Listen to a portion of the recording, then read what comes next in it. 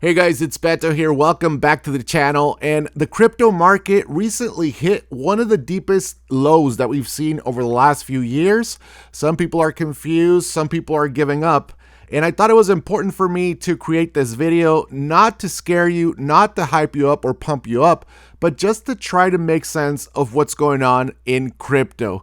In the next few minutes, I'm going to give you my perspective as to what's going on and also my approach, because I'm also feeling the pain.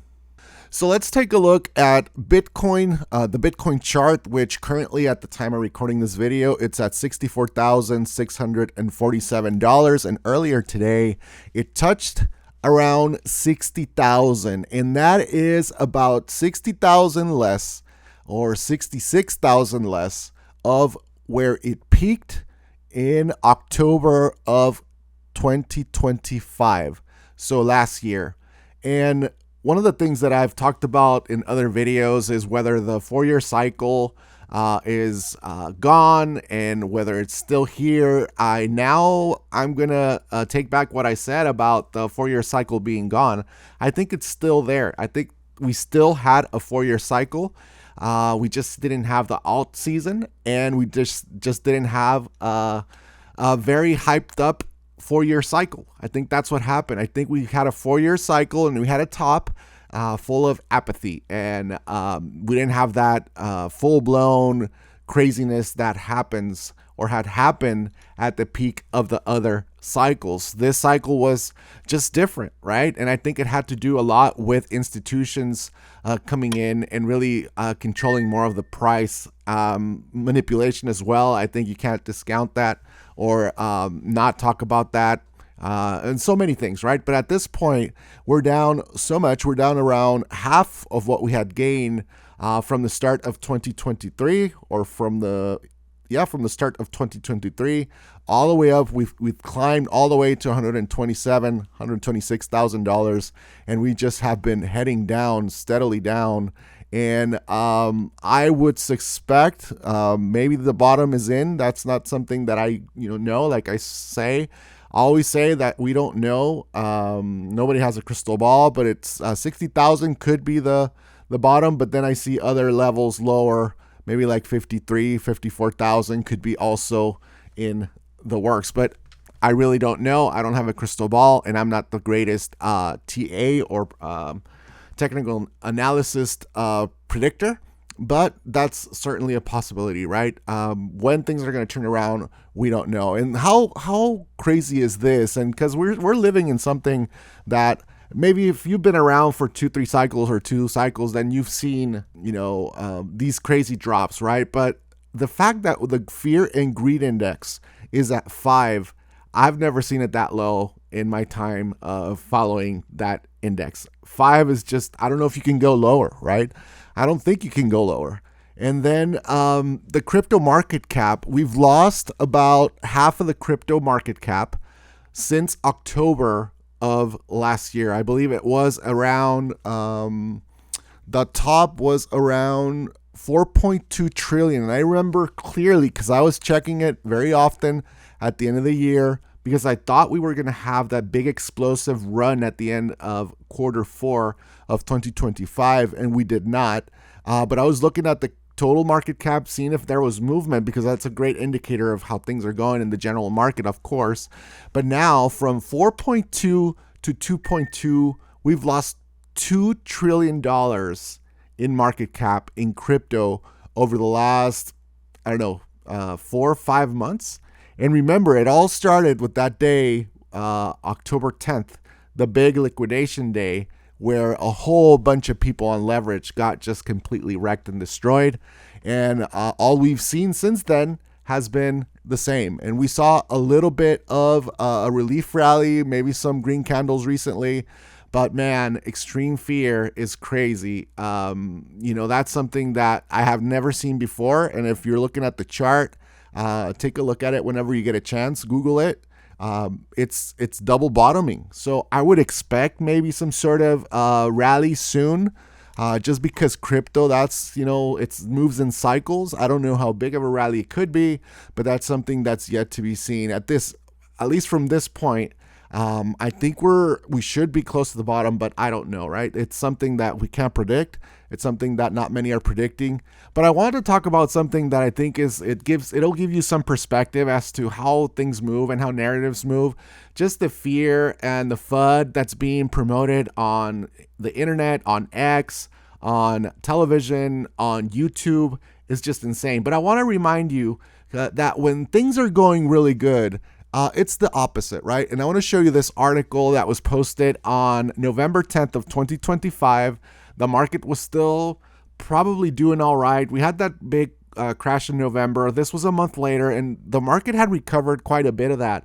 And Katie Wood, went out to say that crypto, or actually Bitcoin, was going to hit 1 million. I don't know if she gave a timeline. It doesn't really matter because nobody really reads enough. I think these are just headlines that people read and they become bullish. So I almost feel like they're paid Uber shillers, right? Because they're shilling their bags, they're shilling the market. But people go out with these crazy assumptions or crazy predictions, and so many other gurus and people will talk when the market is just pumping and everything's crazy and there's so much euphoria and everybody's having a great time and everybody's hugging and the Telegram is so active, and then YouTube is going crazy, X is going crazy, and everybody's just in a frenzy. These type of articles, these type of stories, these type of claims, these type of things are posted all over the place. And then I don't believe him, but I think we fall into that trap, right? Of just that hype. It's just exciting. It feels good. It's the opposite of what we're feeling right now. And what we're feeling right now, let me show you what YouTube is if you search, for Bitcoin going to zero. This is what it's like. Look at the headlines. Look at all the red. Look at the arrows going down. Look at, Bitcoin crashing. Crypto is done. They're linking now. Look, Epstein, and then, all sorts of FUD is going. Look at this dude with a hand in his head. This guy has surfaced all over the place saying that, it's going to go to zero. It's just, look, it's the reaction, right? It's the reaction. But I think that is super important to just try to keep an even keel. And look, I know it sounds easier than it seems easier than it sounds, or it's easier said than done, I should say, because it's hard. And look, I'm not going to give you numbers, but I'm way down on my portfolio. I'm extremely down on my portfolio. But you know what? I've been through this a few times already.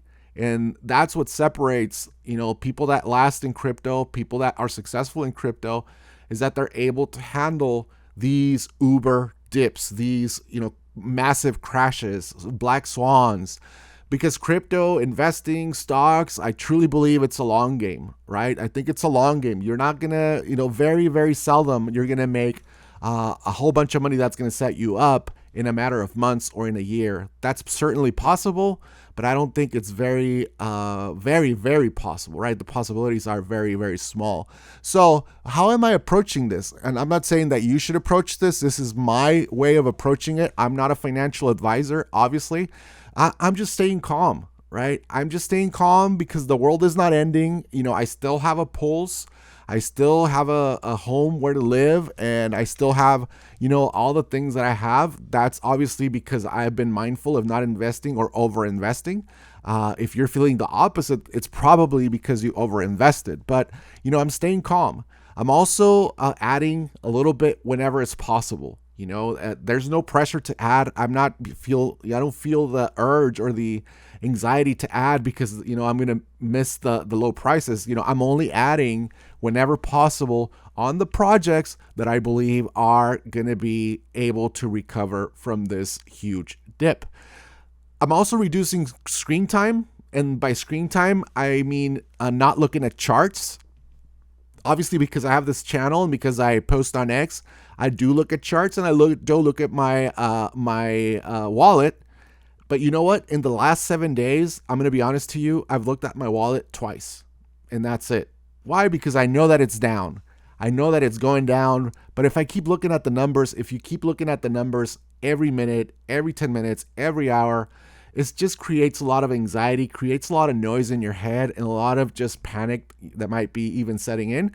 So I would just recommend to not look at your wallet that often. That's obviously if you're convicted in the projects that you have done your research on, and then the ones that you've been supporting, right? That's there's multiple things working on in that sense, but reducing that screen time is going to help you out as well. And then finally, touch some grass. And if you don't know what touching grass means, it's just go out, be with your family, be with your friends, take a walk. If you have a dog, go have fun with your dog. If you have a cat, go play with your cat. Do things that are different than being locked in front of a screen, because the market moves slowly, right? This is not gonna. Can it flip the switch and can it go green, epic, God candles all over the place in a matter of seconds, in a matter of minutes?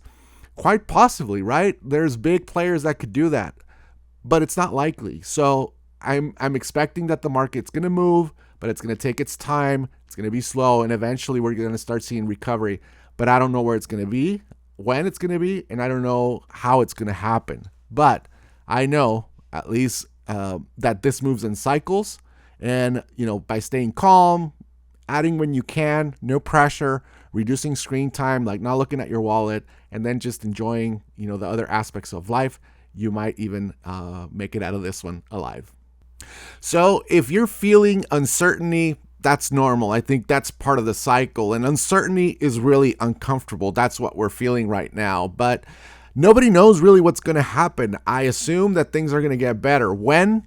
I don't know. Nobody has a crystal ball. That's why I'm approaching it the way I'm approaching it, with calm, touching grass, and adding whenever it's possible, and managing risk in general. So let's see where it goes. Let's see where we go together. But I'm here, guys. You're here, and that's what matters. And hopefully we'll see better days soon. Thank you for watching. Like and subscribe if you feel like it, and I appreciate you. Talk to you later. Beto on